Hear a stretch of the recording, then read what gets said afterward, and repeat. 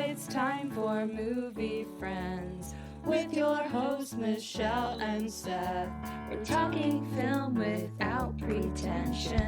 We're finding cats that are unexpected. We'll watch a movie, film, or schmovie, and we want you to join our journey. So subscribe and share this podcast, or this might just be the last of the Movie Friends. We're movie friends. We want to be your movie friends.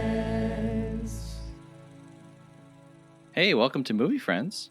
I'm here with my friend Michelle Rubenstein, who always has someone test her cannoli before eating it. And I'm here with my friend Seth Vargas, who has been spending his time practicing the jaw harp. Michelle. Hey, welcome to season 3 official of Movie Friends. Hi, welcome. Wow, we're here, Seth. And we're doing The Godfather Part III, finally finishing the tale of Michael Corleone. Yeah. 3 years in. Yeah. It feels good to complete a story. I agree. I don't think that we've done any series really on the show. We really bounce around. Well, I mean, every month is a theme, if we want to Right. consider that a series. But in terms of a standalone series, like a bookended series, this is the first one.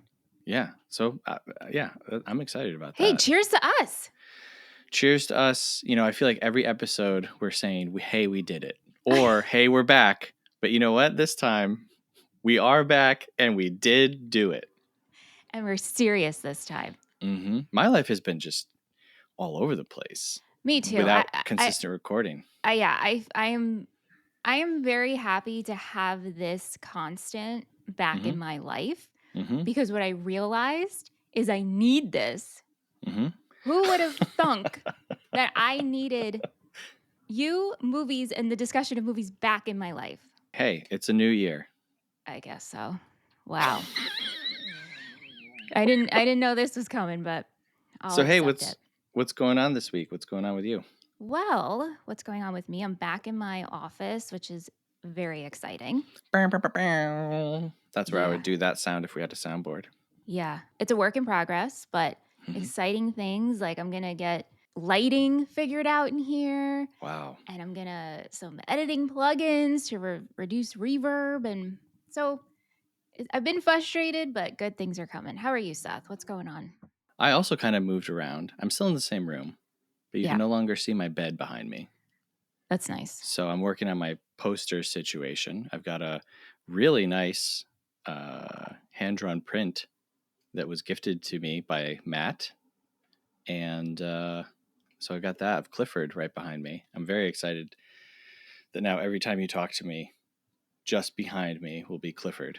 Yeah, as much as I love Matt and how artistic and talented he is, it now looks like Clifford is your shoulder angel, and it's all I see. Well, I've got two shoulder angels. So one on my right side, which I guess would be the devil. I've got Clifford. Yeah. And then on my left side, I have Princess Mononoke. Yeah. So she's my angel. And if you don't know what I'm talking about, I'm not talking about Clifford the Big Red Dog. I am, of course, talking about the masterful work Clifford from 1994, starring Martin Short as a boy. It's one of my favorite movies. So yeah, but to go back to Matt, I just want to shout Matt out for gifting us homemade ornaments of Jack Skellington. Yes. Oh my goodness, and a lovely note that made me cry. It was very touching, very, very nice. And the ornaments look great. So 2 people gifted us ornaments this year. How nice. I know. We were also gifted with a new review over on Apple Podcasts. I know. Oh my gosh. Yeah. This is from Infinite Third, rated our show 5 stars. And the title of the review is Schmovie Friends. Schmovie Friends. I know. That's how I sing it too. The review. What? Can I just interrupt really quickly? So when we were getting our ideas for our new theme song together, Michelle and I would just send each other little voice messages, and it would be like, a schmovie, a movie, a film, hey. And then the next one would be like, movie friends. And it's like all these different tiny little note ideas. And yeah, they all went there away. was one was like, me, the schmovie. I was trying to get old. And before I read this review, because this thought just came into my head. Even though Clifford was torture for me to watch, it is the movie that started schmovie.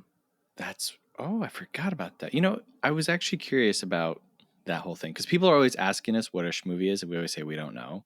Well, I know. Yeah, but Michelle's been working on these great playlists on Spotify, and one of them was like, what do we put in there for schmovies? Yeah. Anyway, Infinite Third. Okay, back to our 5-star review from Infinite Third. They say, this is my new relaxing comfort show. Seth and Michelle's soothing voices are like a warm blanket on a cold winter's morning. That's so nice. Do you think our voices are soothing? I think what this person is saying is that we make them fall asleep. Yeah. Okay. Which actually someone told me in person one time. They said, yeah, I put your podcast on to like fall asleep to at night. Yeah, I mean, to be honest with you, I have been told this multiple times by multiple people in the Total Bettyverse, and friends of mine who have said, "Oh, your voice is very soothing, so I listen to it when I'm like anxious or I need to calm down." Which wow, I never thought that about my voice because sometimes I feel like I'm shrill or there's a lot of vocal fry there. But the great condemnation of all womanhood. exactly, being shrill and vocal having vocal fry. Oh yes, the worst thing. The worst thing a woman can be. Yeah. I jest, but there are people out there who are like, vocal fry. It's like, you know what? Maybe calm down, man. Yeah. But thank you so much, Infinite Third. This review, when it came in, we squealed and we love it so much. So thank you for rating 5 stars. And thank you so much for using schmovie in the title. Is it sweeping the nation? It is. I think it is. It's sweeping. It's sweeping the nation while you drink Schweppes. Anyway, Seth, what else is going on? I've been hitting my watch list on Letterboxd really, really hard. I'm trying to get it back down to like a reasonable 15 to 20 movies that I actually am actively watching or like wanting to watch, because it grew to like 100 and I was like, no. So I've been doing pretty good. I've been really being what's the word? Disciplined. Hey. And, working my way through. So yeah. And then I just finished editing our Patreon episode on 4 Rooms. It's part of our Quentin Tarantino series that we're doing. And, you know, Tarantino likes to claim that he's only directed 9 movies. Not the truth. And we're covering all of them, including 4 Rooms, over on Patreon, patreon.com/moviefriendspodcast. And I did that episode with our good friend and patron, Skylar. Hey, awesome. Yeah. That's such a weird, he's only claimed to have directed and okay, don't get into it. Tarantino. Oh no, I'll get into it. Well, no, I should do my own. I should look this up, not waste more time before we get into what people are here for. Yeah. And hey, speaking of Patreon, just want to throw this out there. This is the first episode that includes a message for Michelle's inner circle. So be sure to listen to the very end of this episode, past the end credits, past the final theme song, and you will hear the message for Michelle's inner circle. I can't wait. It's very exciting. It's a new and remember, folks, only members of Michelle's inner circle can decode Michelle's secret message. Well, Seth, how do people become part of Michelle's inner circle? Oh, it's so easy. You sign up, patreon.com/moviefriendspodcast. It's $5 a month, and you get access to everything. Look, folks, a lot of shows out there, they do different tiers, you know, $1 tier, a $5 tier, a $25 tier. They do all this stuff. I do it over on Total Betty. And there's nothing wrong with that. Michelle and I are lazy and indecisive. And so instead of saying, hey, let's ascribe different value to this stuff, we just say, hey, let's do 5,000 things and put it all at the same level. we don't believe in, class, dividing our patrons into different classes. We have our not here on Movie Friends. No, one level movie buddy. That's what you are. Anyway, so that's how. You'll get an email with instructions to decode the message. It's a lot of fun. It's going to be cool. Wow. I'm so excited. Yeah. And it's going to tell a story. It's going to be part of a whole journey. It's exciting. Yeah. The other thing, we got an email. Email. Subject line is Jingle All the Way. Message is Job was great. And this is referring to the episode I did with my son Job on Jingle All the Way, the Arnold Schwarzenegger Sinbad movie, I guess. And they say he made some pretty deep points about life and marriage and children that everyone should listen to. Sinbad saves this movie. I agree with that. The Santa fight is worth the watch alone. P.S. A quarterly Patreon Job appearance would be great. P.S.S. I was feeling the anti-Christmas vibes that Job was giving. So yeah, once a year I do an episode with my son, and it's a fun little time, and I'll be able to look back after a few years and be like, oh, here's what he was like, throughout the years. That's really why I do it. Just selfish reasons. Yeah, it's almost like you're creating a home movie, but you're creating a home audio episode.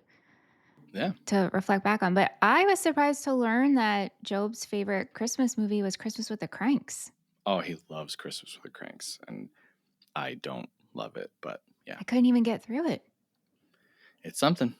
Yeah, but Job was really funny on that episode, and yeah, I highly enjoy when Job makes an appearance with you. Yeah, so that email was from Ben. Thank you, Ben. Hey, thanks, Ben. Glad you're here. You're still with us, season 3. If you want to be like Ben, send us an email, moviefriendspodcast@gmail.com. Let us know, hey, you got any goals for this year? You got anything you're working on? You watched Godfather 3? Let us know. Do you call it Godfather 3 or Godfather Coda? Oh, the rise and fall of Michael Corleone?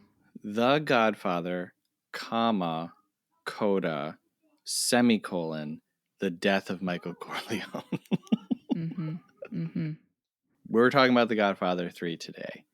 Directed by Francis Ford Coppola, written by Mario Puzo and Francis Ford Coppola, cinematography by Gordon Willis, composed by Carmine Coppola, edited by Lisa Fruchtman, Walter Murch, and Barry Malkin, costume design by Melina Canonero, starring Al Pacino, Andy Garcia, Sofia Coppola, Talia Shire, Diane Lane, and Eli Wallach.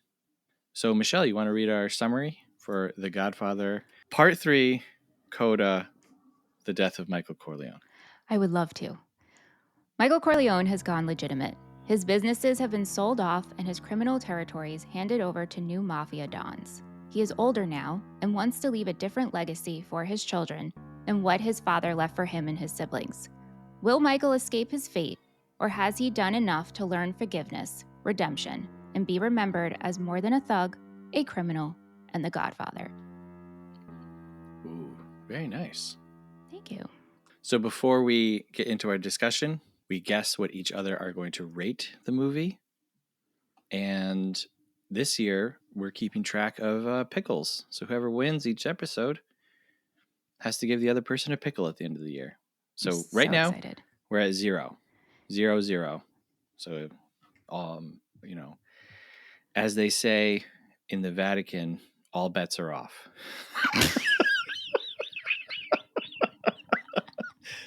And I got a new book. Me too.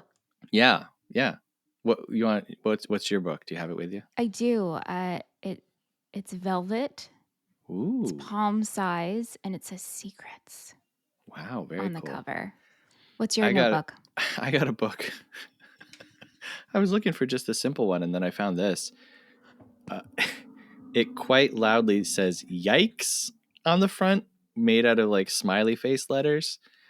And I say "Yikes" all the time, so I was just like, okay, this is speaking to me. Wow, I was not expecting that, Seth. Yeah, and it's like pink paper inside with smiley faces all over. So I'm gonna try this year to write my ratings really big too, so you can actually see them. Yeah, instead of me, I was also wanting to do that because I always would put it in the corner of a Teeny little 8 by corner. 11 piece of paper. Yeah. Okay. All right, so I'm writing down my guess for you, and I actually feel good about this one. Interesting. All right, here I go. All right, I'm locked in. I'm also locked in. Do you feel good about what you're guessing for me? No. No? Okay. Nope. All right, so Godfather Part 3. We have talked about 1, we've talked about 2, we've talked about the similarities, the differences, and now 15, 16 years later, we're coming back. Mm-hmm. Yep. Rejoining the family. A lot of characters are gone. Yeah. It's kind of a new story, but I felt like it kind of follows similar beats. Like I was able to see, you know, even just simple things like, hey, here's a shot of Kay looking at Michael through a door, you know? Here's a deal happening while a party's taking place. Mm-hmm. Yeah. Yep. It's the same formula. Here's a bunch of people getting killed at the end.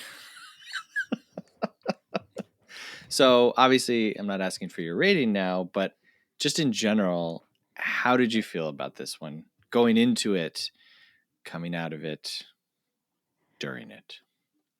Well, I was worried that I would have trouble remembering the story and the world, but I fell pretty quickly back into it. Mm-hmm. Like these characters, I remember them and felt familiar, and there was I was a little uncertainty of how much time is passing and Yeah. what exactly the deals were trying to work on, and but that came pretty quickly, and I felt like this one was easier to follow. This might be a very silly statement, and I understand that, but it makes sense in my head. This was easier to follow than 2 because 2 we're jumping back and forward, and so yeah, this was okay to watch. We before we jumped on, we were like, we have 2 thoughts on this, and that's I still feel that way. I'm just very curious of how you felt because you have never seen this before. No, so this was something that I put off knowing that we were eventually going to do it on the show because pretty early on in our first year, and I probably just said it as a joke, but I was like, hey, you know, if we keep doing this show into second year, we can do sequels month in January. And then the follow-up thought was, and if we pick the right movies, we can do threequel month, or what we're calling triluary. Such an easy word to say. Triluary in our third year. And so I never watched it. And going into it, I already knew, unfortunately, about Mary's demise. Oh, wow. Because people just can't help but talk about the endings of movies openly. They'll say, oh, it's been out for 30 years. Who cares? Well, and my response to that is always, not everyone has seen every movie and not everyone knows everything. So this is always such a big discussion of what's rule of thumb. How much time does a television series finale or a movie, how many years have to pass before it's okay to talk about spoilers? And to me, it's just like, I don't know, there's so many other things to talk about. Like, genuinely, there are so many other things to talk about than the end of movies. Yeah, I knew nothing. Yeah. All I knew going into this was that people have said it's the worst one and it should have never gotten made. That is all I knew. Yep. That's pretty much what I knew. I knew that Sofia Coppola's performance was really disliked by everyone. I knew that the scene, Michael, just when I think that I'm out, they pull me back in. I knew that. And I think I knew that it had something to do with the Vatican and the Catholic Church. I watched this 1.5 times. My first time through, I fell asleep about halfway. And so when I sat down to watch it, I was like, okay, I'm starting from the beginning, because whenever I fall asleep during a movie, I have to go back, because there's always that like 10 minutes before you fall asleep where you're kind of in and out and you don't fully know what details you're missing. And I found the plot much easier to follow than the previous 2. I think that 1 was most confusing for me. Like, I had to watch one multiple times. I had to write down characters' names because I feel like when one starts, none of the like crap has hit the fan yet, and so there's all these characters and there's all these families and there's all this stuff. In two, a lot of people have died, and so it's kind of reduced. You do have to keep track of the past and the present and different characters, but I feel like that's kind of easy. And then this one felt super, super simple. Now, we should mention that we did watch the director's final cut. There's 3 versions of this. There's a version that was released in theaters. There's the version that was released on home video. And now there is the Coda cut, which came out in 2020. Like the And final this months is of 2020. ultimately what Coppola and Puzo wanted to make, of what That's I've read. That's what they say. I think that time has given them, time is a great benefit. And they were able to say like, oh, this wasn't that great. Let's take another crack at it. I'm not a big fan of director's cuts. I think the movie is the movie. And if you want to say like, this is the director's cut, this is the final, first version. But unfortunately, we couldn't watch 3 different versions for time's sake. And 2, it's not easy to find. Like, this is the one that's streaming. This is the one that's kind of available. And also everyone said that this was the best one. So we were like, you know what? We're just going to do this. Can you go back to why you don't like director's cuts?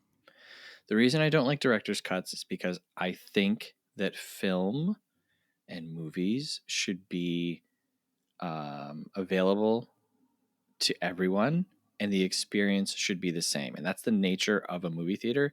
You pay your price, you go in, and you sit with all different types of people, and you all experience the same thing. Also, movie tickets should be cheap so that they're more democratic, but that's something that has unfortunately, gone away. And so to say, oh, well, I went and saw this movie, and then to have some other guy be like, well, no, you didn't see the real version. And there's all these secret versions that you don't know about because you didn't buy this specific Blu-ray. I don't like that.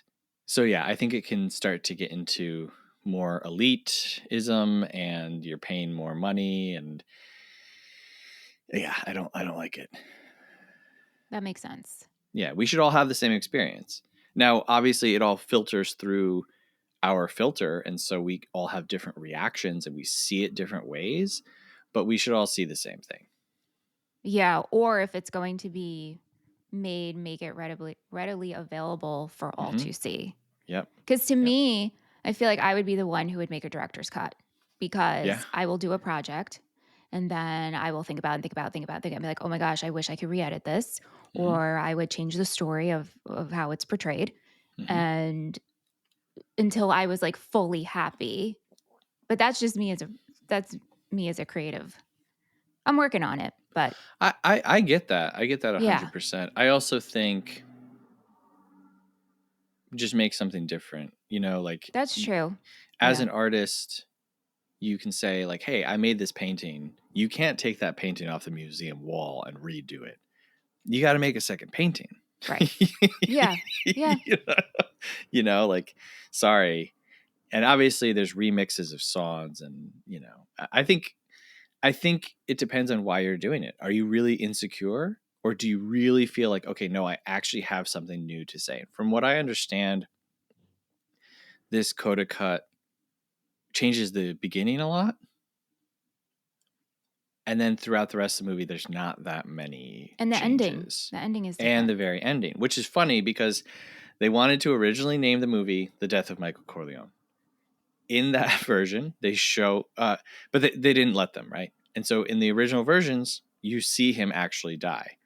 Now they get to call it The Death of Michael Corleone, and they never show him die. Yeah, but he's dying. He's dying, and I think the death of Michael Corleone is when his daughter dies. Absolutely. Yeah. Absolutely. Yeah. That's what that's what it really means. You have to live with the death of your daughter, which has really killed you internally. Yep. I mean, he gets everything that he wants. They say, hey, the deal went through. And he's like, wow, things work out sometimes, huh? His son is an opera star. He's everything seemingly works out. And I don't want to jump straight to the end, but we'll get there. But I was going into this really expecting it to be horrible, like an awful movie. And it's not. I don't think it's an awful movie. I think that there are things about it that I really, really don't like. But when you're comparing it with two of the greatest movies ever made, it's really hard to do a third one. So, yeah. Yeah, I mean, the third one was made to just make it plain and simple, is Coppola needed money. Correct. Yep. And there's that aspect of it too. And that's why he did the first one. And we talk about that in our episode, The Godfather. I'm currently watching The Offer. Oh, are you? Yeah. So George Lucas convinces him. He's like, hey, look, we need money. Like, the movies that we're making aren't making money. Do The Godfather. And he's like, I don't want to do The Godfather. I don't want to do this pop culture mumbo jumbo. And if you look at the filmography of Francis Ford Coppola, it's weird. He's a weird guy, and he wanted to make weird art movies. And then right in the middle of it is The Godfather and The Godfather Part II. And then kind of everything else is not that. I love his version of The Outsiders, which is also a movie that he went back and kind of re-edited. But his latest film, Megalopolis, is strange. I'm not going to say it's one of the strangest films I've ever seen, because I've seen some weird stuff. But to be a big, American production with big American stars put out into theaters, it's strange. It's strange. And this is a movie that he's wanted to make for like 20 plus years, and financed himself by selling wine. I've been to his winery. Yeah. Yeah, Aunt and I went. Is it good? Yeah, we had a good time. Was he there working the counter? Of course. He served us our cab. Yeah, it was great. Yeah. Cab. What's a cab? Cabernet. Oh, sorry. Yeah. Not a wine guy. Mm-hmm. Yeah. And so it's not surprising that, he finds himself in financial troubles, and he's like, yeah, okay, fine, I'll do The Godfather Part 3. Now, in his defense, not to defend him, but there were a lot of scripts, there were a lot of ideas, there was a lot of, hey, here's how we can do it. And he was like, yeah, no, we're not going to do that. Like, me and Puzo, we're going to write our own thing. We are going to do The Godfather 3. So he didn't just sign on and say, I'll shoot someone else's script. I'm just doing this for the money. Like, he did put himself into it. Which I appreciate. I'm glad that him and Mario were the ones to finish this story. Yeah, absolutely. And here's what I'll say, I guess. I don't know if you want to get into the specific performances, but like, I think that this movie would be on the same level as the first two if it wasn't for some of the performances, namely Al Pacino as Michael, for me. Well, we would need, okay, so follow up on that. We need Al because he's our Michael. Absolutely. So you just would have changed the way he portrayed, or are we changing the story of Michael? Nope. I think that this story works. I think that it's good. I think at this point, if you look at Pacino's career, you've got Dog Day Afternoon, Panic in Needle Park. Good friend and patron of the show, Jamila, introduced me to that one, and just it, blew my socks off, his performance in that movie. Michael Corleone in 1 and 2. Michael in 1 and 2 versus 3 is night and day. And he's you can older, tell though. Me, I don't want to interrupt you. Continue, Seth. I'm sorry. No, I know. You can tell me he's older. You can tell me time has changed. He is a different Tell me Michael Corleone from 1 or 2 would yell over to Johnny Fontaine, I'm going to go listen to some Tony Bennett records in the kitchen. I think the way that Al portrayed Michael made sense to me.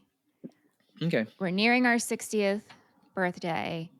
Mm-hmm. It's like he wanted to be a part of this world, but also there's a lot of obligation. And we're also dealing with the fact that we killed Fredo. and we just can't let it go. And as time goes on, that builds, and I think as you get older, you start to realize bigger picture here of what actually matters. He's lost Kay. He's losing his children. He's trying to repent for what he has done. He's tired. Yep. So and I see all that. Like, I see all that in the story, and I just don't see it like in Al. Like, I think Al, at this point, he's doing what he would continue to do for a lot of other movies, where he's just this guy. Like, he's just Al Pacino, basically. And I haven't seen enough Al, so I can't comment on that. So I get what you're saying. Yeah, like Michael in the first two movies, he's so quiet. In that first movie, when he gets mad at Kay at the end, after everything that has happened, everything that has happened, and he slams down on the desk, and he's like, just once, I'm going to let you ask about my business, because she's like the lie that Michael tells about himself, because she's outside the family, right? And so if he can keep a good relationship with her, he still has a connection to the real world. And so she causes this big emotional reaction from him. And then in 2, he's so internal and quiet because he's thinking back on his father's journey, right? And then in 3, there's none of that. Like, he is a completely different person. And I think I didn't like it. Like, I didn't like his performance. Not that I didn't like his lines. It's just too different of a character for me. I mean, 15 years have gone by. Okay, so I've been married now for 15 years. Am I the same person that I was back then? No. Am I a completely different person? No. Interesting. Like you're telling me Michael Corleone became an extrovert? No, I think he became Not you. Not you. I don't think you. I'm saying No, Al I know. Pacino. Like, no, I yeah. know. I think Michael became a shell of a human, because he has been dealing with a lot of personal sins. And that can eat away at a person and make you become depressed. Yeah. Soulless. Yeah. I just think, I don't know, like, he's on top of his game when it comes to the business side of things. Yeah. He doesn't have Tom Hagen, which is another thing that I think really destroys this movie, because Tom Hagen is my favorite, I think, maybe even over Michael. I know, but we get a son, Andrew Hagen. So is that like a nod? I mean, Hagen couldn't be in it because the money. That was pretty much what I read. Yeah. And at that point, it's like, you're making the Godfather 3. Pay them whatever they want. Let's go out with a bang. Yes, let's go out with a bang. Precisely. And I do think, story-wise, it does add to Michael's like alienation, kind of. He's lost more and more people as time has gone on. In the first movie, you've got Sonny. Even though Sonny's a liability, you still got him. Yeah. In the second one, you've got Fredo, and you're spending all this time. Another thing that obviously hurts this movie is the lack of John Cazale, which obviously is way beyond their control, but he just adds so much. I think about him and Michael in Cuba when I think about Godfather 2, where he's just like, why didn't we ever spend time together like that? Because in his mind, he's already betrayed them, and now he's regretting it. And like, you feel that so much. Talia Shire is back. And I think that she's doing good. I think she's doing good work. I appreciate how she has kind of become more treacherous and more involved. Like, she's stepped up to kind of fill, the gap of Tom Hagen and Fredo and Sonny. Yeah. And I don't know. How did you feel about her? I actually thought that Connie was the MVP of this movie. Oh, okay. Yeah. Yeah, I like what she's doing. She has more authority. Michael listens to her, and she can take things into her own hands. I enjoyed Connie. Kay is back, of course. She's another character who's coming back. And I was into it. Diane Keaton, great. Her hair is insane in this movie. I didn't. Her fashion is Chef's yeah? kiss. Oh my gosh. Wait, can I have a sidebar combo right here? Sure. So I take screenshots of Okay. outfits that I Mhm. love in TV and film, and I put them into an album on my phone called Style Inspiration. Okay. My Style Inspiration folder is LOL when you look back, and it's like very like menswear inspired. And then I have this in there. Oh my God.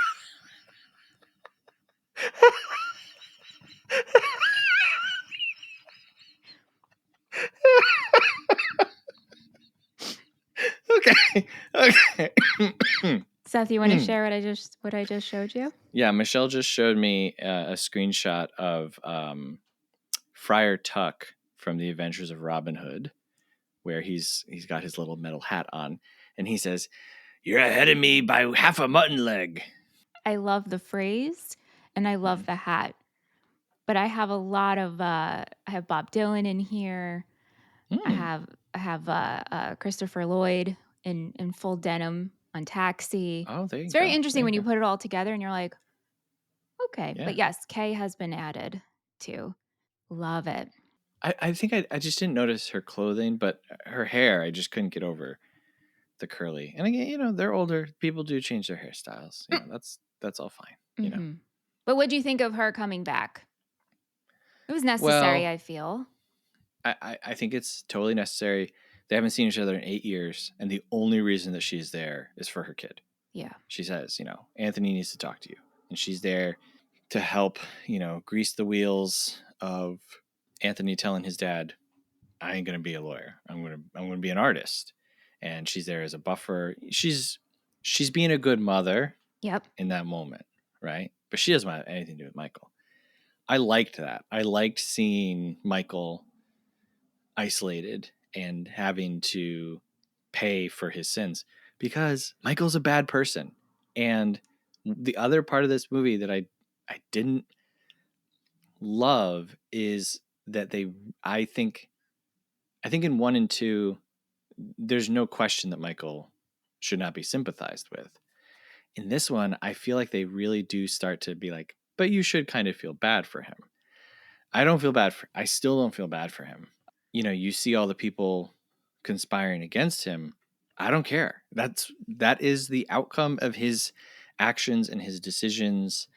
He is reaping what he's sowing. Is it tragic? It's a tragedy, but I don't feel bad. Like I'm not like poor Michael. No, No, like you should. So I was glad to see Yeah. Kay be like, I dread you, all this, like she just doesn't want to be around him. But then towards the end, when she's like, I do still love you and I probably always will love you. I was like screaming at my TV. I was like, Kay, no. But people are complicated. Again, this is another thing that makes sense to me. Mm-hmm. She's free to do it. I know just from real life, we all know people who stick around with people that they absolutely shouldn't. Plus, you're like gallivanting around Sicily. You're getting ready to see your son perform. You have this great day together, brings back of something that once was, and then you have your ex tell you like, I love you, please don't dread me. It's going to bring you to tears and be like, this is why I can't be with you. You drive me crazy, but I will always love you. Yeah. Well, yeah. I mean, I'm not going to dictate Kay's feelings, but like going back to Godfather 2, where she's like, Michael, I had an abortion because I cannot continue. All of this has to stop and all of this has to end. And if I give you another kid, it's never going to end. So like, it's hard for me to put those two things together. I know what you're saying. And time has passed, but I wish that Kay just stuck it to him more. You know what I mean? Maybe like, hid those feelings and just didn't allow him to see her that vulnerable and reciprocate the, I also love you. But I don't think that meant we're getting back together. No, I don't think so. But then immediately, like it's tragic for her because she allows herself to say that to him. Oh, yeah. And then that's when Tomasino is killed and Michael snaps right back into business mode. And that's what I mentioned earlier. We see her see him again through a doorway, looking on as he's conducting this business, and you see it in her as she like turns away. She's like, oh my God, like without even trying, she's back. Like she's back. Nothing has changed. Nothing has changed. She's still looking in on this world that she'll never be a part of and she doesn't want to be a part of. And yeah, it's a bummer. It's a bummer for Kay. I wish that there was something better for her, but I do think the movie is showing us like, hey, look, don't be a gangster. Don't do this. This is bad. I would say so. Don't be a gangster. Like this isn't cool and suave. And, we talked about how, generations of young men will have a poster of Michael Corleone or Scarface on their wall, thinking that that's some ideal to like look up to. No one has a poster of Al Pacino in Godfather 3 on their wall. No, because that's too, you know what that is? It's too relatable. Yep. That's what it is. It's too not relatable. It's not the strong guy who is smart and gets everything that he wants by being cool. It's like, oh, everything is terrible. And that's the outcome of this type of lifestyle. Mm-hmm. So, I don't know. Maybe I'll get a Michael Corleone in Godfather 3 poster now. Maybe it'll remind you, hey, I am in touch with my feelings. Yeah. Repent for my sins. Yeah. What is the point? What is the point? What does he say? He says, what's the point of asking for forgiveness if there's no repentance? Right. And I like that they show that distinction. Yeah. Because repentance is stopping what you're doing and heading in a different directions. That's what that means. Where forgiveness is just saying, I did something bad, please forgive me. And even when that dude absolves him of his sins, he's like, I know that you're not going to stop. Like your sins are really bad, and I know that you're not going to stop. It's like, oh my gosh. What just what a dark but truthful statement from this guy who's supposed to, absolve you of your sins and give you advice and help you. Like even he's like, there's no changing you. This is the reality of it. Yeah. Like, can you imagine going to like see a priest or a therapist or somebody and they're like, okay, yeah, you're not going to get better. Talk about a reality check. Like, holy cow. Yeah. I think also Michael probably developed some serious stomach issues. So he has diabetes. Well, yeah. Well, that, yes. But also like, I always think of stress bellies and I'm like, there's no way you don't have stress bellies. Sure. Yeah. But yes, on a serious note, he does have diabetes. Diabetes back then versus now, it's such a different, so much more dangerous. The technology just did not exist. And it was a terminal diagnosis for a lot of people because it was so hard to manage. Back in the day, in order to test your blood sugar, you would pee on strips and you would mail them into a lab to be tested. And then the lab would mail you your results. And so you would know what your blood sugar was last Tuesday when you peed on a stick. There wasn't like rapid instant testing like we have now. My wife has type 1 diabetes, which is why I know. And I have a good friend who has had diabetes since he was, a kid in like the 60s. And a lot of people who got it, they died because it's very, very dangerous. If you don't take care of it right away, you will go into like a diabetic coma. And it's very hard to treat someone once they're in there. You can have brain damage. It's really, really, it's not like, hey, I've been diagnosed with this disease and over time it's going to get bad. You get diabetes, you could die tomorrow. It's something that has to be constantly managed. So for Michael to not have candies on himself. I know. Aunt and I kept yelling that at the screen, like, carry a candy bar. He's at the Vatican. He's like, I need some orange juice. Oh, some candies. And 3 seconds later, they're like, here's some orange juice and some candies. And this is after you were in the hospital. Like, come on, carry and something he says, he's like, sometimes stress brings it on. It's like, yeah, all those things are true, man. Mm-hmm. So Michael should have had some candies on him, I guess is my point. Keep a suckle in your pocket. Come on. Absolutely. Absolutely. Okay, so there's something I want to ask you about. Yeah. Well, there's a lot of things. I don't know how much time you have today, but I'm yours, Seth. You're the one with the packed schedule today. There's so much stuff to discuss in this movie. I want to leave the end. We'll talk about the end. Michael is trying to convince the Vatican to give him controlling shares of this company. Immobiliare. Immobiliare. Yeah. What is it like? It's a real estate company. Worldwide Immobiliare, International Immobiliare, something like that. Yeah. Real estate company, all legit. Michael has been trying to go legit since the first movie, right? It's whole goal. Everything's going to be legitimate. Everything's going to be legitimate. So the Vatican needs a bunch of money. He's like, I'll give you the money. You give me this company. Fair and square. It's it's a backhanded, backdoor deal, but it's a real company. And he names his daughter one of the heads of the Vito Corleone Foundation, which is going to help funnel money into Sicily, do good with the money that they have. Okay, great. So this is Sofia Coppola as Mary. At this point, we have Anthony and Mary. Anthony is in school to be a lawyer, wants to be an artist.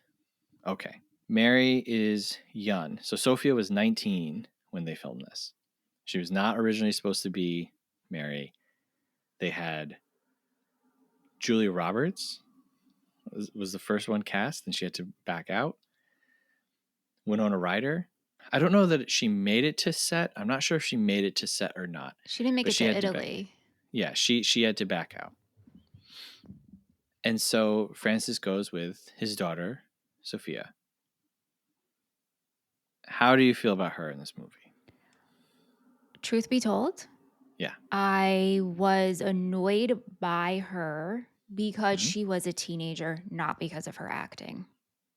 I was annoyed at the story we gave her. Okay. I was annoyed at the incest of it all, which we'll get into, I'm sure. It had nothing to do with Sophia's portrayal. Interesting. Okay. And so when I was doing my research and I read about Sofia and how people wrote that she's the reason why this movie stinks.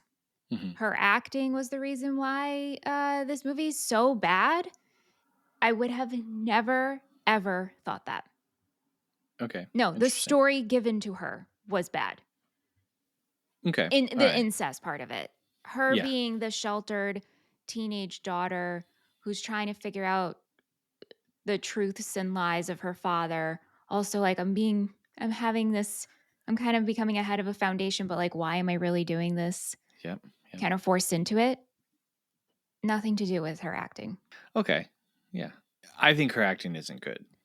Aunt said the same thing, but here's what I phrased to Aunt last night. Yeah. I said, if you had to pinpoint the reason why The Godfather 3 is so bad and what writers were saying, what's the first thing that comes to your mind? And so he was like thinking about it, and he didn't say Sofia's acting. And then when I said it, he was like, oh, well, yeah, so her acting's not good. And I was like, but you didn't think of that on your own. I just planted that in your head.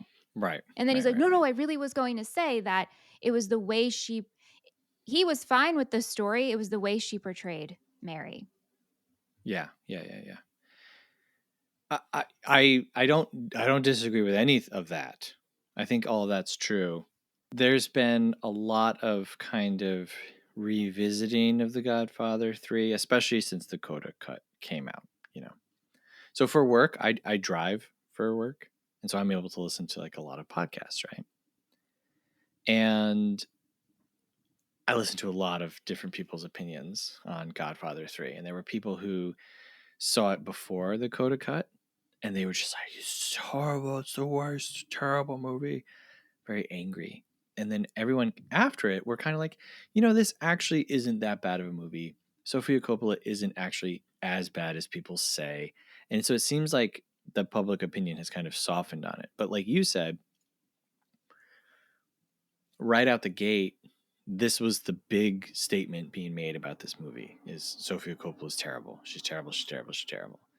And I don't think that she's good in it, but I can still hear the words that are coming out of her mouth. I can still tell what her character is supposed to be and what she's doing. And I think the biggest thing about her performance is that she's giving a very natural performance in a very not natural movie. Like, she's doing just someone talking in Shakespeare, basically. So she sticks out really far from the rest of the cast because of the type of acting that she's doing. And someone might say, well, she's not acting, but she is. Acting is reading lines. Right. There's more to it. There's presence and, posturing and movement. And I think that fits with her, though, because she's sheltered and a little lost.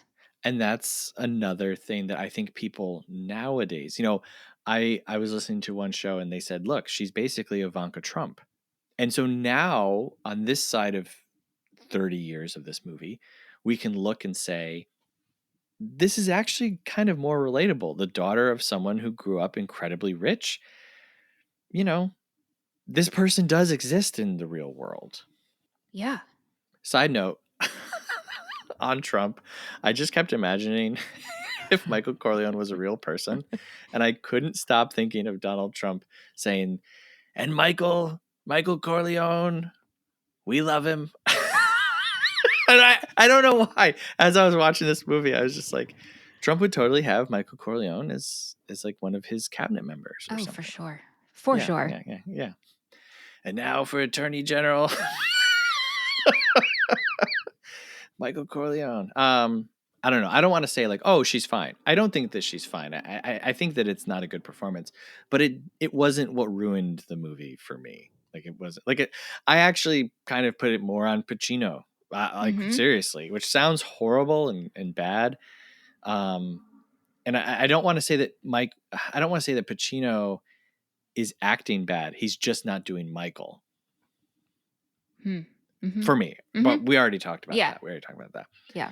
So, as you mentioned, there is a love plot that she is put into.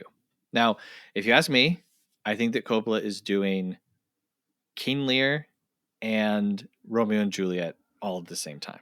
And he's putting in these really big, I mean, he goes as big as you possibly can go. He goes to the Vatican. And he's going back to Sicily. And he's bringing in these like really huge ideas. And part of that is, hey, I'm going to fall in love with my cousin. It's so weird. Now, historically, again, talking about big kind of eternal themes, marrying your first cousin, not that big of a deal historically. Right.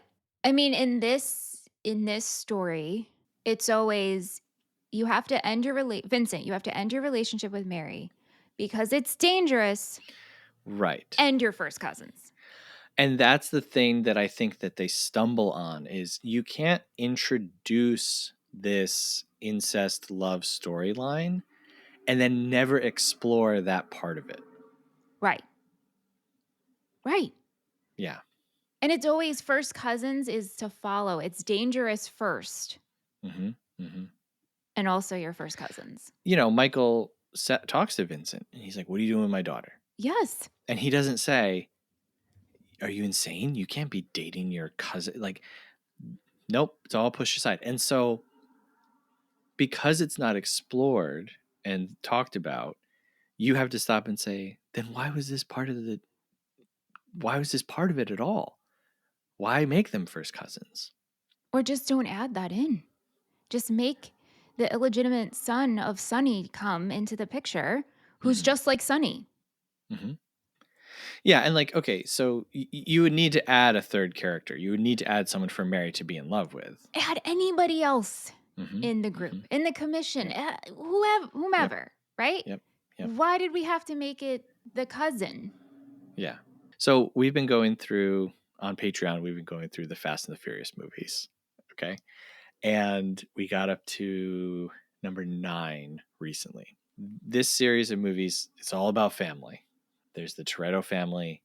They're not all related, but if you're in the family, you're in, and they will do everything to protect you and whatever. In number 9, it's revealed that one of the main characters has a brother that you've never heard of, that has never been mentioned, but was crucial to like one of the big dramatic points of the main character's story. And so I'm watching this and I'm like, okay, 9 movies in, you can't introduce a new family member. You can't introduce a long lost brother. And it feels like a lot of times when people go back to the well, it's like, oh, well, actually, there was a son that you never knew of, or there was or this is your father, or you know what I mean? They try to put a family connection to boost the importance of this character in your mind.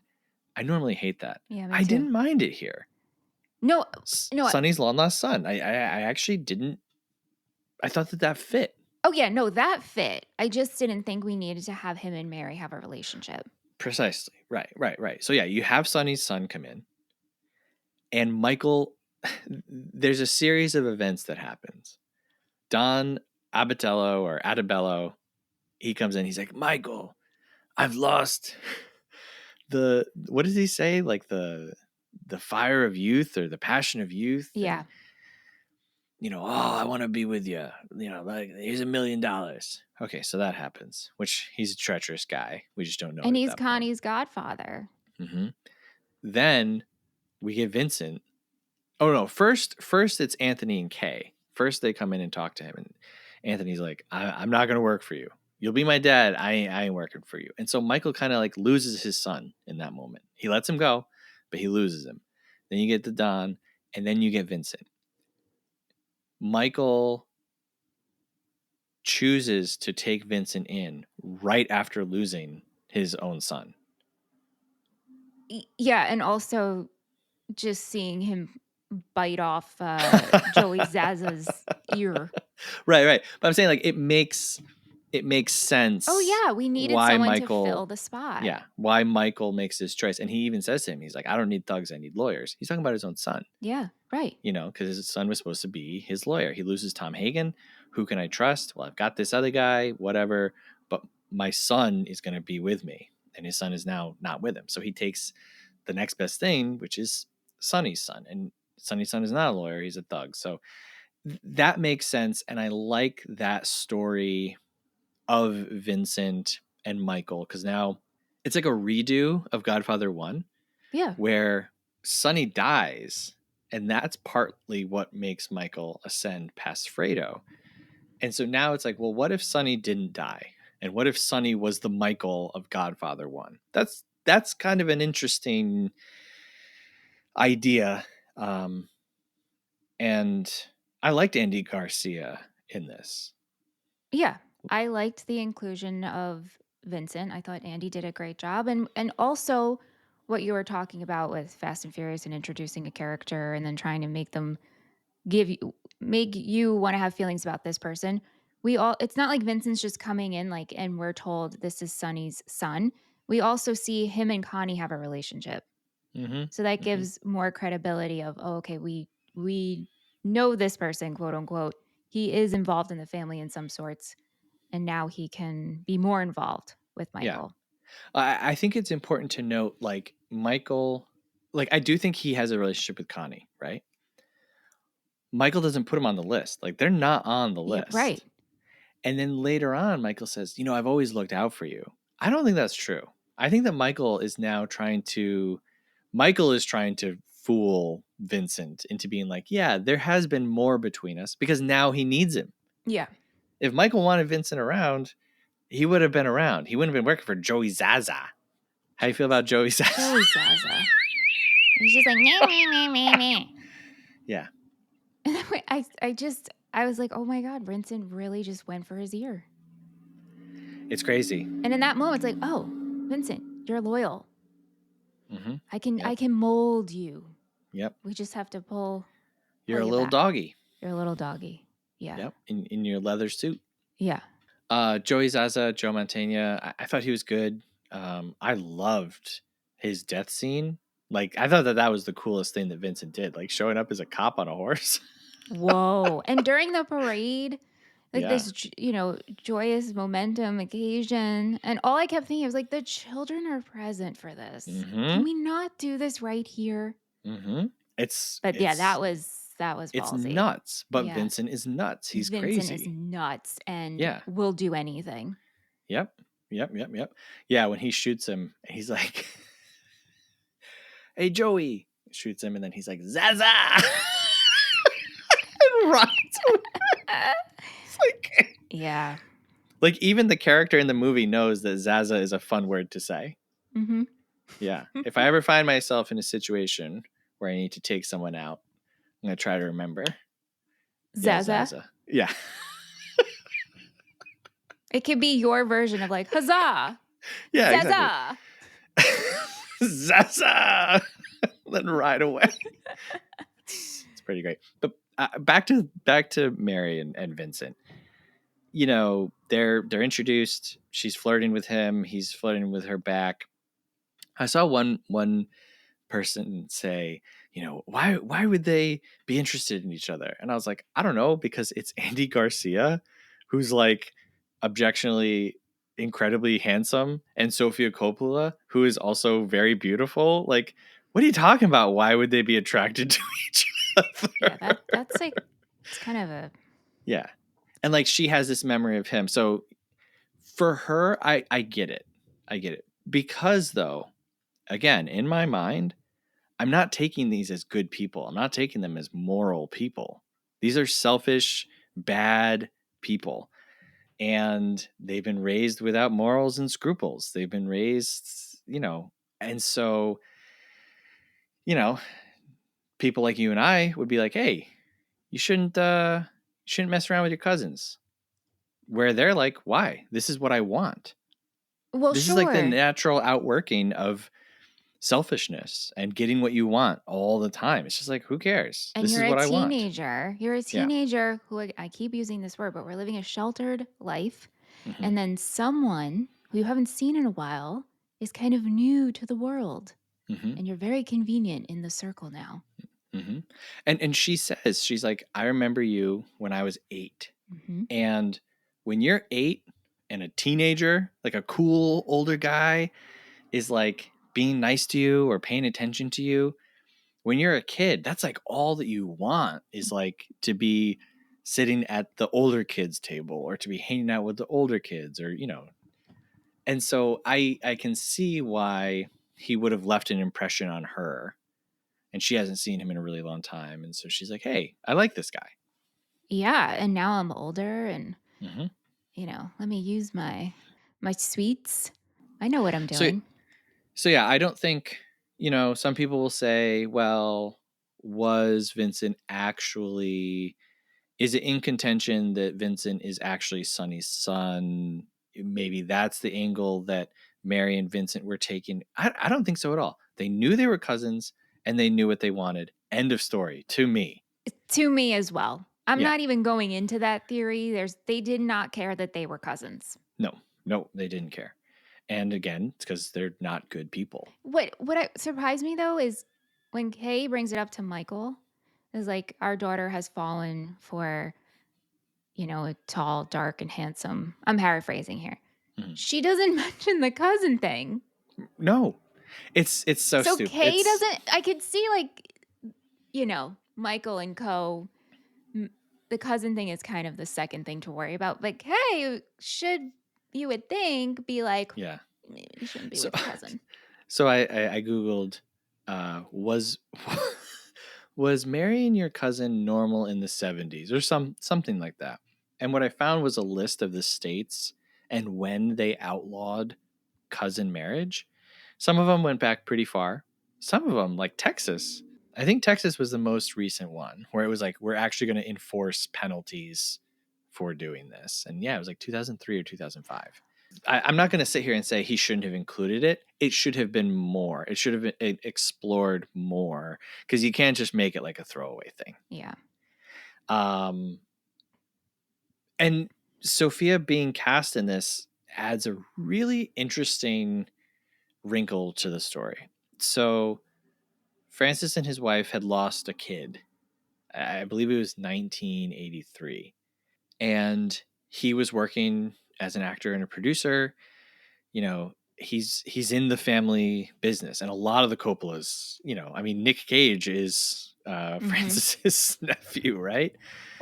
So there's a lot of Coppolas working. Obviously, Sofia went on to have a career as a writer, director. Francis putting in his own kid into a role where she will die because of being involved with her dad's business is something that when I learned that, I saw the whole movie totally differently. I want to piggyback off of that. Yeah. Did it annoy you that he put his daughter in? No, right? No, I don't care. You don't care.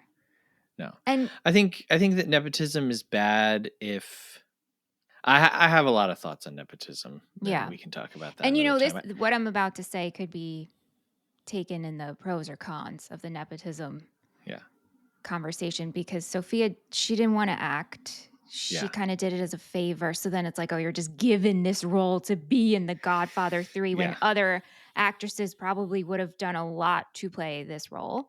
Yeah. But also it kind of reinvigorated Coppola with making this movie when he was he needed the money. And yes, he got to do it in his own way with Mario, but probably wouldn't have done it if if he was financially stable. Right. So I don't know. It doesn't bother me that Sofia was put into this. She was doing a favor. And with all the negative press she got, she said it didn't get to her because she knew she never wanted to be an actor.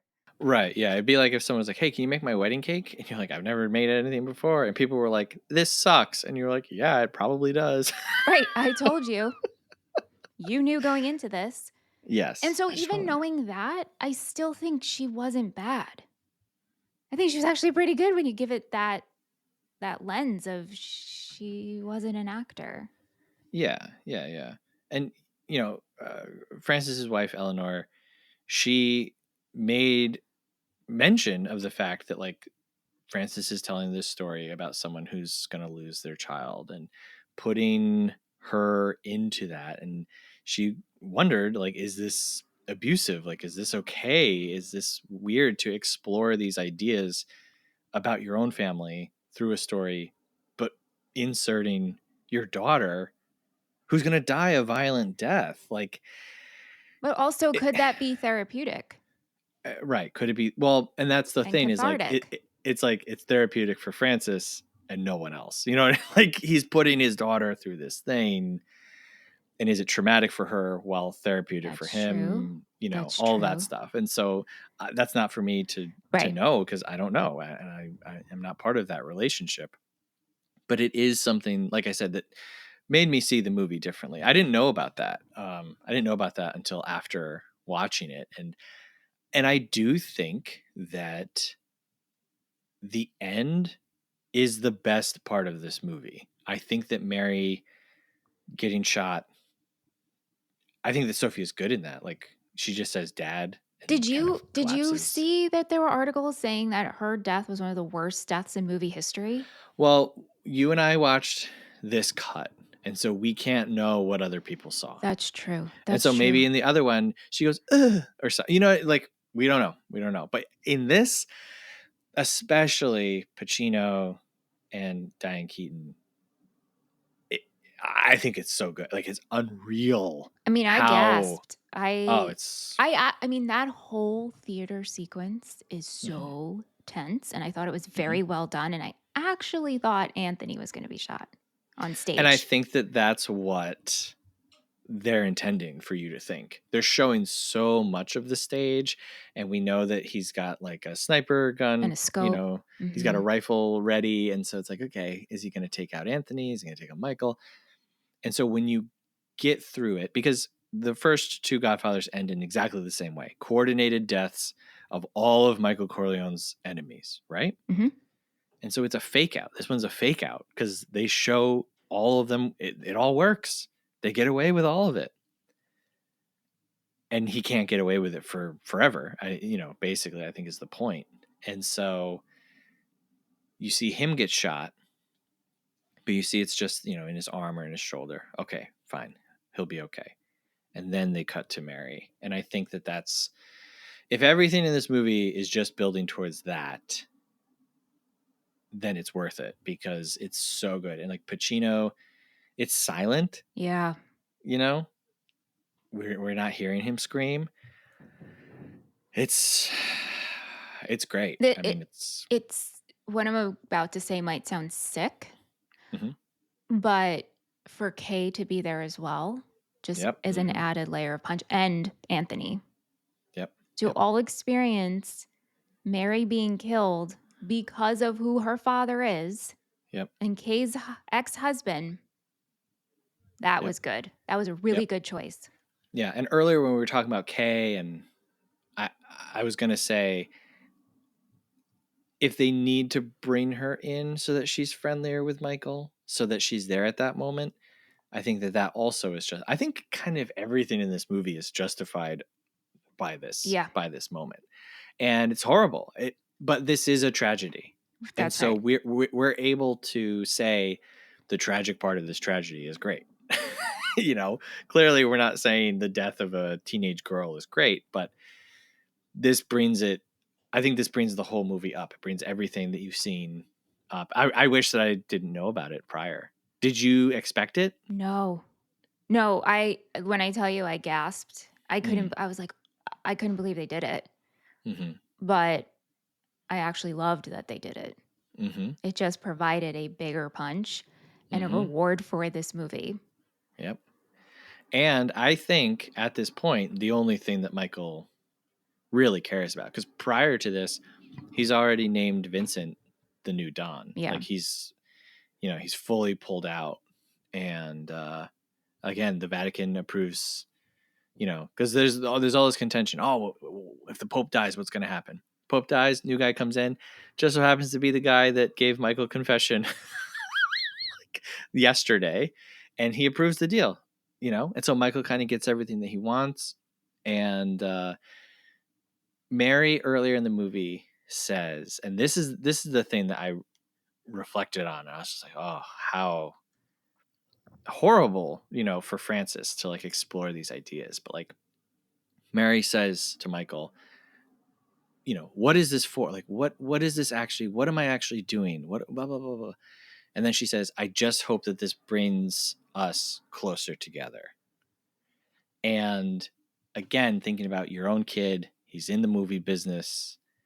Is this a conversation that you've had? Mm-hmm. What's my purpose? What am I actually doing? Am I a pawn in this game that you are playing as this big, important person? All I want is that it will bring us together. And that's very, very, I don't know, impactful for me, especially like as a dad. You, as a parent, I think that you delude yourself into believing that none of your decisions will have an effect on your kids. You do everything that you can to provide them with good things and good education. And then you think, but nothing that I'm doing will. Right. And so when something that you have done brings an actual material harm to them, it's the worst thing ever.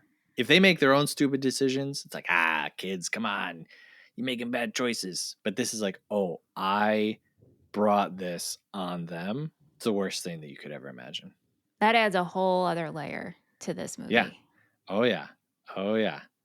And so like I said, I think that this ending really brings it all up. And then we go to Michael, old Michael, alone. He's in Sicily. He's in Don Tomasino's house, which I guess he took over after he died. And he doesn't die. No. Did you expect to see him die? I said if I was Michael and my daughter just got shot, I would have grabbed a gun and shot myself. Sure. Oh, yeah.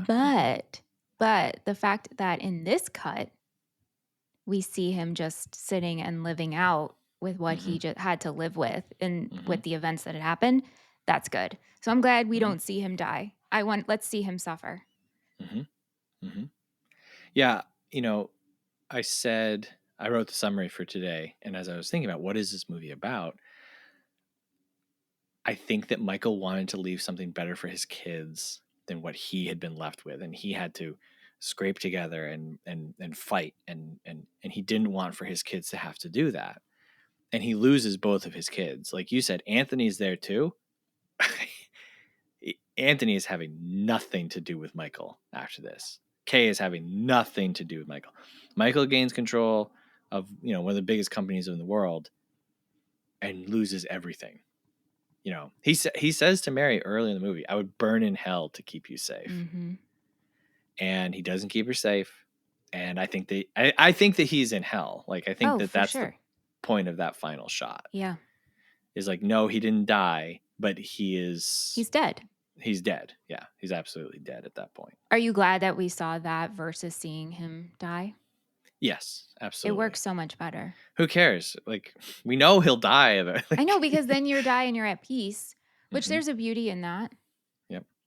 I think the only death that would have served this as a tragedy or served the story in any way is if he died at someone's hand. If Anthony, 20 years later comes and like stabs him as an old man, and he's like, hey, I hate you, Dad, and kills him. Yeah. But other than that, yeah, he receives his punishment and loses the only thing that he still had. He still had Mary, and he was able to, I think, wrestle her away from Victor.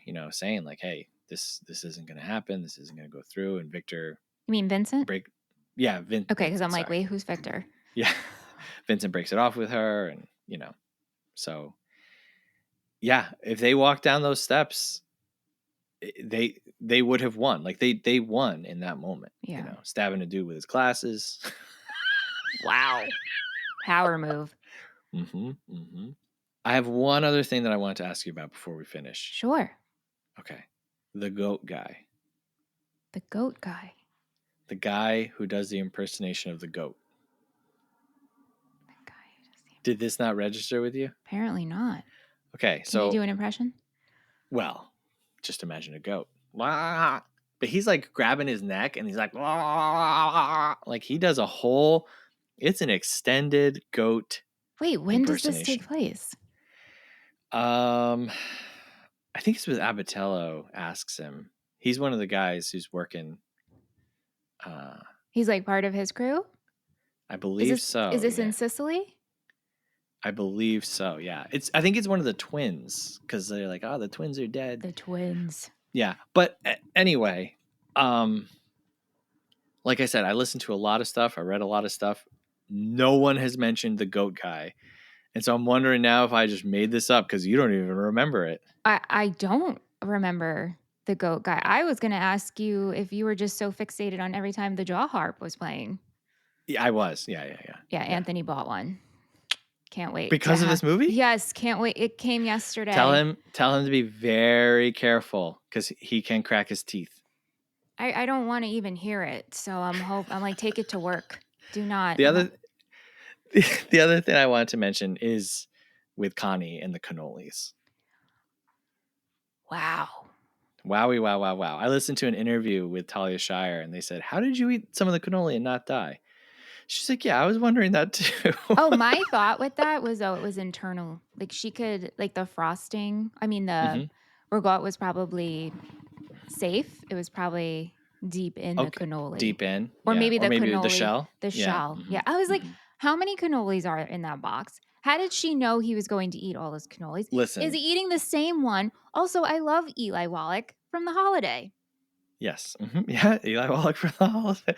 He is going to town on these cannolis. It is insane. It's a whole box.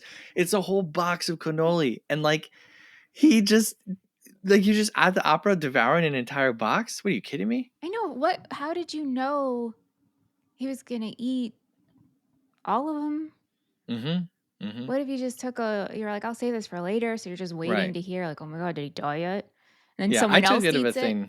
Right. I took it as a thing as like, she was able to eat a little bit because he needed to eat a lot of them. That's a lot of trust to hope that your plan goes through. Well, good cannoli, I guess. Hard to resist. Connie, I can do like one. If it's the big size like that, I can do half. Too rich, too sweet. Yeah. Mm-mm. So if you're trying to poison me, Don't make it a whole box of cannoli. Yeah. Easiest way to poison me would be with a big sandwich. The easiest way to poison me would be like a can of chickpeas. Oh, okay. Great. Now our secrets are out. All right, so they made this movie for $54 million. Again, pay Robert Duvall $54 million. Come on. You can't add $4 million to that budget to get Tom Hagen? Come on. Also, like what if we used him for like 2 scenes? You know? Yeah, and I mean, look, like the lawyer guy, he ain't in this the whole movie. He's in like 5 scenes. You know, like he doesn't have a whole bunch of lines. Right. It's upsetting. It's really. And so we just get his son instead as like a nod. We didn't need his son. Oh, he's the in at the Vatican, you know? Yeah, I know. Okay, so $54 million makes $136 million at the box office. Currently sits at 66 critic score on Rotten Tomatoes and 68 audience score. And I don't normally bring in the audience score, but it was so close. I was like, that's kind of interesting, you know? 3.5 on Letterboxd, and Metacritic has it at 60. This is not in the Criterion Collection or the National Registry. Ebert gave this 3.5 stars when it came out. Wow. And I read some, you know, contemporary reviews. Yeah, some people didn't like it, and some people did like it. Like, it wasn't universally hated. You know what I mean? Mm-hmm. And I think Ebert gave Godfather 2 3 stars, and he gave this 3.5. Wow. Mm-hmm. I do think distance helps. Definitely. But that was at the time. I know, so there was distance. Well, for him, yeah. Yeah, he watches it, comes out of the theater, 3.5 out of 4. Right, distance helps. That's pretty amazing. Mm-hmm. And they shot this from November 27th to April 25th. So that's a long. Wow, it's a long shoot. A long shoot. Yeah. All right, let's get into our happies and crappies. It's time for happies and crappies. Happies and crappies. It's time for happies and crappies. Happies and crappies. It's time for happies. So for my happy, it's Andy Garcia. I don't think that he's doing like, you know, John Cazale or Pacino level acting from 1 and 2. But I liked him. I liked him in the cop outfit. I liked him as this wild, crazy dude that Michael is trying to like teach. You know, he's very much doing like Don Vito stuff. Never hate your enemies. Never tell people what you're thinking. I liked that. So yeah, Vincent / Andy Garcia. I was most impressed and happy with him. And then my crappy, we just mentioned it. Bring in Robert Duvall. I don't care what it costs you. I don't care. Cut out the Pope. I don't care what you got to do.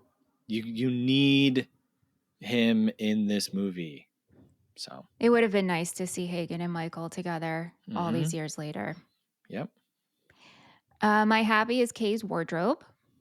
Oh, okay. I loved every look that we were giving. Mm-hmm. And my crappy is the Gnocchi scene. Oh, God. I could have done without it. I'm just going to say it. Isolated, I like the Gnocchi scene. You like the Gnocchi scene isolated if you knew these two people weren't cousins? No, even with them being cousins. Oh, yeah, no. Because like I said, I'm not in support of the cousin kissing cousins. I'm not in support of that, but these are bad people.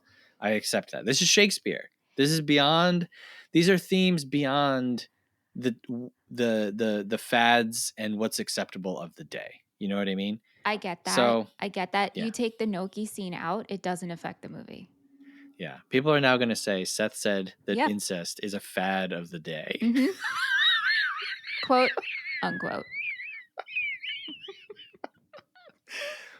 I'm just saying people look at history. That's all I'm going to say. All right.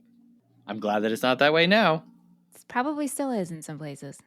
Probably. I mean, it's possible. It's very possible. Absolutely is. In Texas, 20 years ago. And what we just don't hear about. So I guess. And what we just don't hear about. That's right. You do you. Be careful. I don't. Mm-hmm. Mm-hmm. I like the Gnocchi scene. I don't know about that Gnocchi, though. They need a Gnocchi board. You know about a Gnocchi board? Yeah, of course I know what a Gnocchi board is. Yeah. But, I mean, Vincent probably knows what he's doing. I guess, but I don't know. To me, he's like, I don't need whatever. a board. I'm Italian. Yeah, that's fine. So we asked some friends on Twitter what they thought. Felicia at Cinnamoroni, she says, definitely nowhere near as bad as people make it out to be. I think people give Francis Ford such a difficult time about everything he makes, if it's not The Godfather 1 or 2 or Apocalypse Now. I don't know. Feels anti-Italian to me. And then the thinking emoji. Good point, Felicia. And that is a good point. You know, his filmography is weird. Real weird. He did Jack? He did Jack. Wow. Yep. Mm-hmm. Silly Goose Magoo at Show and Mad Love. Hey, friend. Says, it's weird that the Coda cut is the only version that's available to stream. I like the theatrical cut, but you only watch it on older print Blu-rays and DVDs. Ultimately, this feels like another reason for physical media supremacy over digital. And I agree. They should all be available. Paul Muad'Dib, Lord of the Rings rewatch era. Oh, how fun. At Trigraptor. Oh, yeah. Paul changed his profile picture from Paul from Dune to Aragorn from Lord of the Rings, and I was spiraling. Were you like, whoa, what's happening? What's happening? Is he okay? My first thought was like, who is pretending to be Paul with this name? Anyway. Says, I've only seen the alternate Death of Michael Corleone cut, but my hot take is that it's good. Doesn't deserve the hate. It's got some great moments, especially the big sad one at the end. Real Fanatic at Fanatic Real. Nice. I always love when they do those. Yeah, I love that. Yeah. I really don't get the Godfather 3 hate. Of course, not as great as the first two, but solidly entertaining, and Godfather Coda makes it even better. Colin Murr, at Colin Murr, says it's good, and there are parts that are genuinely great. The confession scene, the final scene between Mary and Vincent. But its overwhelming flaw is Coppola using Michael as a self-insert when he hadn't done that in the previous two films. And that's interesting. I think you and I kind of see that as, I don't know about a positive, but not necessarily a negative. Yeah. Scott Cole, at Cole, Scott. Tape. Says, I watched this for the first time in a marathon with the other two, which is, without a doubt, the worst way to possibly watch it. Here was my immediate take. And then he posted his review. He says, wow, I had heard plenty about how this doesn't compare in quality to the first two, but I hadn't heard enough about how bad of a film this actually is. No one's heart seems to be in this at all, as everyone just goes through the motions here. Some very bad acting. Sofia, my God. And dull, lifeless pacing here makes for a very disappointing experience. Also, very distracting and bad ADR all over the place. Was not expecting this, still kind of in shock. Wow. Wow. So there's some people that we do know. Now we go to a segment of the show where we hear from people that we don't know. It's called Half Star, 3-star, 5-star. Half-star, 3-star, 5-star. All right, these are reviews from letterboxd.com, which is a website where you can rate and review and log movies. We start with a half-star review, which is the lowest rating that you can give a movie, go all the way up to a 5-star review, which is the highest rating that you can give a movie. Do you have a request for the half-star review? Well, can we think of Vito as we close out The Godfather here? Oh my gosh. Can you do Brando? One more time. That's it. I know it's been a moment. Look how they massacred my boy. Yeah. Okay.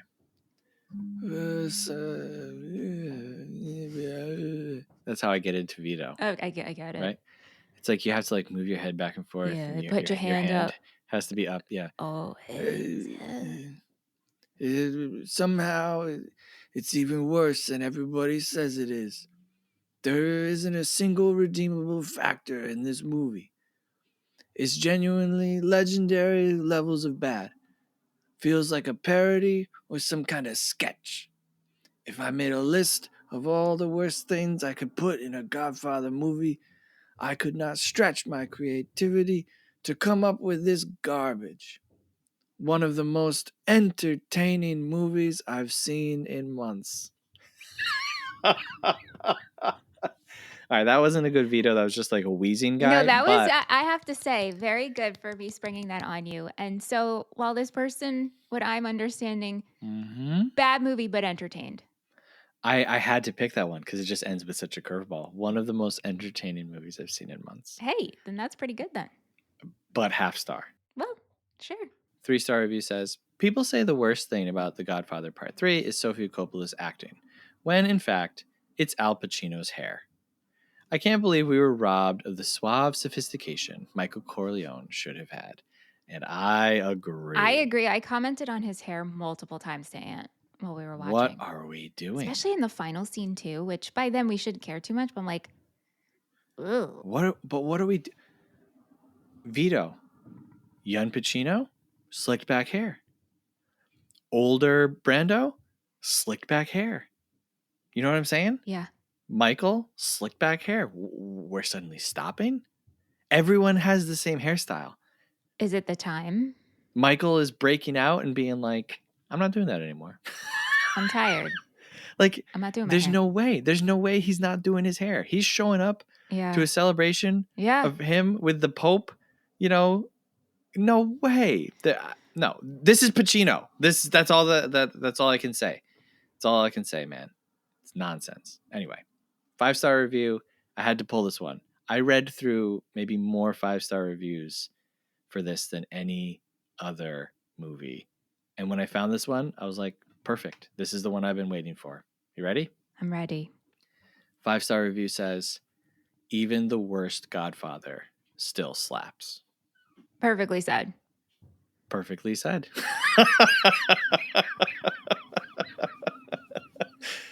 Yep. Yeah. All right. So we rate a movie as a schmovie, a movie, or a film. We rate it 1 through 5 stars. Give our recommendations, final thoughts. And how we're going to do it moving forward is whoever wins the previous week gets to go first. And since you won last year, you get to go first, Michelle. Okay. So I wrote down that you rated this, and I'll show you in my notebook, a 3-star movie. Okay. That is not correct. Wow, wow.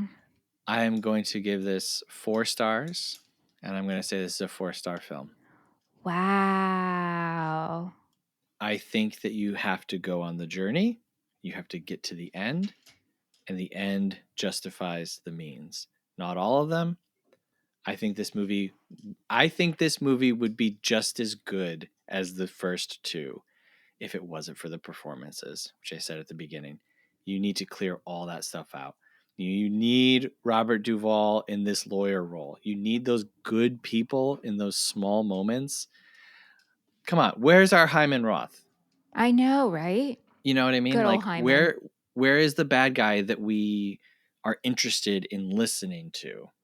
He's gone from this. Abatello or Adabello, I don't even know his name. Like, he sucks. He's right. An old traitor. I like Zaza, but he's gone. Yeah. He's out of the movie. All the Vatican people, the Italian, their own consort that votes on things. Who cares about any of these guys? So we need better performances. This would have been through the roof. I do recommend you watch it if you haven't seen it. If you listen to this, I hate you for listening to this before watching it, but I think you should watch it. Watch all 3. Maybe don't marathon them like Scott did, because that would be really disappointing, I think. But yeah. So for you, let me get out my yikes book here. I wrote that you were gonna give this 3-star film. Close. Kind of. Okay. I'm rating this a 3.5 movie. Okay. I think this movie looks great. Yep. Some of, like we expressed, the story kind of falls short for me. I'm trying to put my finger on it still of issues to pinpoint one issue with it. There's a bunch. However, I do not think this is as bad as everybody has said and has told me. I am glad that we completed it, and I do recommend watching it. If you have seen the other 2, take the time to watch the 3rd and complete the story for yourself. Absolutely. You're not going to lose by watching this. No. The other two are still good. So on our pickle rating, I gave this a 4, which is a dill pickle, and Michelle gave it a 3.5, which is a kosher deli pickle. Either way, good. You're getting a pickle and it's delicious. Pretty good, yeah. Yeah. And neither of us guessed correctly, and so the pickle score remains 0 and 0. Mm-hmm. All right. Does this movie pass the Seth Shell test? So the Seth Shell test is this movie must contain something tangible that is impressive, whether choreography, production design, or a practical effect, and it must have a runtime that is justified by its content. I'll go first. I think that this doesn't. I do think that the runtime is justified by its content. I didn't mind the runtime. It's long, but this is a big epic story. To me, though, we're missing something that I can latch onto in the tangible aspect. How about you? I'm also voting no because I feel while the runtime didn't bother me, I watched this all in one sitting, but I feel like things could have been tightened up. The production design I actually really did enjoy, and there were a couple of things that were choreographed. The couple of the big scenes, like the casino shooting and the whole theatrical opera scene, I thought was really well done. So, but I'm still voting no. Yeah, so we're like half and half. So that's still a no. Yeah. All right. Hey, if you're not voting no, we'd love it if you give us a rating and a review wherever you're listening. 5 stars, maybe. I don't know. Are we like a comforting winter blanket or whatever was said? To you? Let us know. You can also send us an email, moviefriendspodcast@gmail.com. Let us know what you thought about Godfather 3, what you think about trilogies, sequels, legacy sequels. Is The Godfather Part 3 a legacy sequel? I'm curious about that. It's only 15 years, but I don't know. You can also support the show, patreon.com/moviefriendspodcast. $5 a month gets you access to all of our additional shows, our patron-only Discord. You get to vote on upcoming episodes and monthly themes, and you get access to Michelle's Inner Circle, where you'll get to decode a message that tells a story every week. Stay tuned for that. That's right. Stay tuned to the end of this episode for the message to Michelle's Inner Circle. All right, so next week, wow, God. What a leap, right? This is the worst thing that's ever happened to me. We're talking, oh my God. We're talking about Shrek the Third from 2007. It's directed by Chris Miller, 93 minutes, and it's streaming on Peacock. We did Shrek back in year 1. Oh boy. We did Shrek 2 as a live show, and that made it so much better of an experience, right? Yeah. Now we're just back in the trenches here for Shrek the Third. I know. Have you seen this? I have seen it. Yeah. Okay. Shrek 1 and 2, we were together in person when we recorded them. Oh, okay. I mean, that means nothing. I'm just like thinking of our past. And I feel like people associate Shrek and the Shrek verse with us. Oh, God. We're always getting sent Shrek things. Yes. Every time something happens in the Shrekiverse, I'm getting sent messages. But I look forward to, I mean, the thing is, right? Like, Godfather is now complete. And another movie we're going to be covering will be complete. But covering Shrek the Third doesn't actually complete Shrek. I know. So then it's like, where do we cut? We're not doing the fourth one. Oh, we're Never. not? No. Maybe for Patreon, because it'll just be me yelling. Okay. Yeah. I think we need to finish the Shreks. And another one, a new one's coming. A new one is coming. That's right. Seth, we have to. I will do that for Patreon. Okay. All right. We'll do it. Seth, you know what?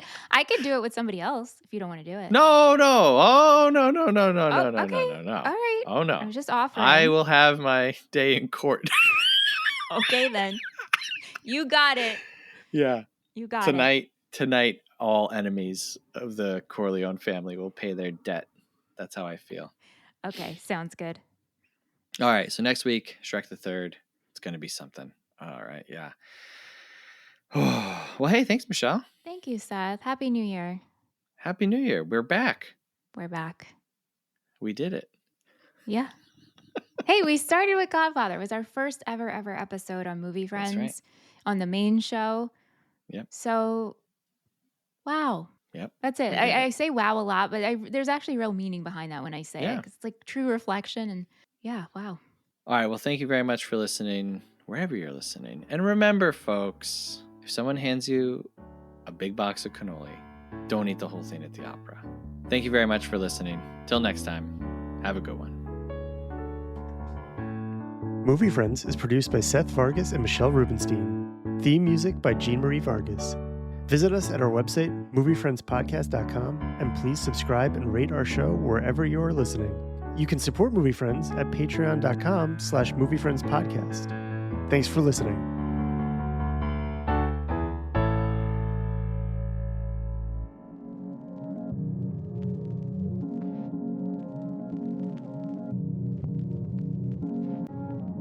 Incoming. Message incoming. Message to Michelle's inner circle. Remember, kids, only Michelle's inner circle can decipher this week's message. Get ready. Get ready. Get ready. 63. 47. 72. 87. 76. 83. 42. 57. 53. 67. 43. 55. 76. 44. 42. 77. 86. 85. 73. 46. 67. Michelle is counting on you. Do not let her down.